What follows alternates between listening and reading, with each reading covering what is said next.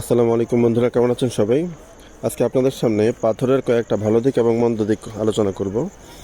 যেমন যে পাথর আমাদের রেল লাইনকে দাঁড় করিয়ে রাখতে এবং স্থিতিশীল রাখতে সহায়তা করে, যেটা যদি মাটির উপর স্থাপন করা হতো তাহলে কিন্তু আস্তে আস্তে সেটা নিচের দিকে ডেবে যেত। এতে করে আপনার রেল দুর্ঘটনা আর বাড়তো।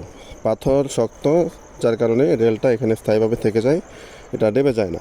ঠিক আছে, এটা একটা ভালো দিক। আরও একটা ভালো দিক বলতে পারেন, যেমন ধরেন পাথরের মাধ্যমে আমরা বড় বড় দালান কোঠা, বিল্ডিং, স্থাপনা ইত্যাদি তৈরি করি। আর পাথর দেওয়ার কারণে এই স্থাপনাগুলো অনেক বেশি শক্তিশালী হয় এবং অনেক অনেক বেশি স্থায়িত্ব দান করে আমাদেরকে। ঠিক আছে, তো এটা একটা ভালো দিক। আর যদি খারাপ দিক আলোচনা করি, সেটা হচ্ছে এই পাথরের মাধ্যমে আপনি চাইলে মানুষ খুন করে ফেলতে পারবেন। একটা পাথর নিক্ষেপ করে একজন মানুষকে মাথা মাথা ফাটিয়ে ফেলতে পারবেন।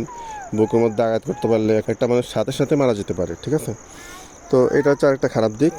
এই যে বর্তমানে খুব বেশি ভূমিকম্প হচ্ছে, ভূমিকম্প হওয়ার মূল কারণ হচ্ছে, তো এই টেকটনিক শিলাস্তরগুলো অনেক বড় থাকে, এগুলো মূলত পাথর দ্বারা গঠিত হয়, পাথর এবং অন্যান্য উপাদান দ্বারা গঠিত হয়।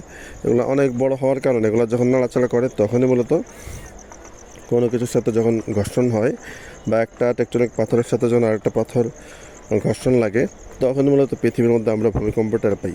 আর সামান্য একটা ঘর্ষণের ফলে কী পরিমাণ দুর্ঘটনা ঘটে সেটা আপনারা জানেন। আমাদের দেশে অবশ্য ভূমিকম্প হচ্ছে, কিন্তু এখনও দুর্ঘটনা অত বেশি হয়নি, আলহামদুলিল্লাহ।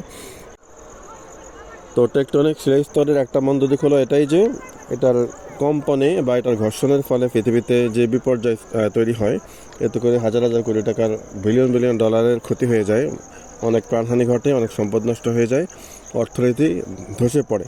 তো সেদিক থেকে বিবেচনা করলে এটার উপকার যেমন বড়, পাথরের উপকার যেমন বড়, এটার ক্ষয়ক্ষতির দিকটা বা ক্ষয়ক্ষতির পরিমাণটাও সেম, অনেক বড়। এ হচ্ছে পাথরের কিছু উপকারী দিক। তো আমার মনে যেগুলো আসলে আমি সেগুলো শেয়ার করলাম। আপনি যদি আপনার জানা মতো আরও কিছু উপকারী তথ্য জানেন যেটা আমাদের অনেক উপকার করে বা ক্ষতি করে, সেগুলো আপনি শেয়ার করতে পারেন। আর ভিডিওটি ভালো লাগলে অবশ্যই একটা লাইক, একটা কমেন্ট এবং একটা শেয়ার করবেন, ইনশাআল্লাহ।